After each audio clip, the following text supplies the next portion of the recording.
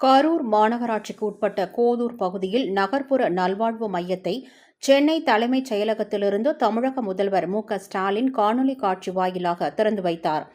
கரூர் மாவட்ட ஆட்சியர் தங்கவேல் தலைமையில் நடைபெற்ற இந்த நிகழ்ச்சியில் முன்னாள் அமைச்சரும் கரூர் சட்டமன்ற உறுப்பினருமான செந்தில் பாலாஜி கலந்து கொண்டு நகர்ப்புற நல்வாழ்வு மையம் நிலையத்தை குத்துவிளக்கு ஏற்றி துவக்கி வைத்தார்.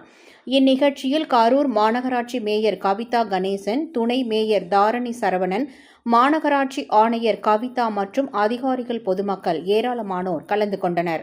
மாண்புமிகு தமிழ்நாடு முதலமைச்சர் அவர்கள் 7/5/2022 அன்று சட்டப்பேரவை விதியின் 100 சுகாதார நிலையங்களை திறந்து வைத்து சிறப்பித்த மாண்புமிகு தமிழ்நாடு முதலமைச்சர் அவர்களை அன்புடன் கேட்டுக்கொள்கின்றோம். 7/5/2022 அன்று சட்டப்பேரவை இணைந்த மாண்புமிகு அமைச்சர் பெருமக்கள், அரசு அலுவலர்களுக்கும் பொதுமக்களுக்கும் பத்திரிகை மற்றும் ஊடக நண்பர்களுக்கும் மனமார்ந்த நன்றிகளை தெரிவித்துக் கொள்கின்றோம்.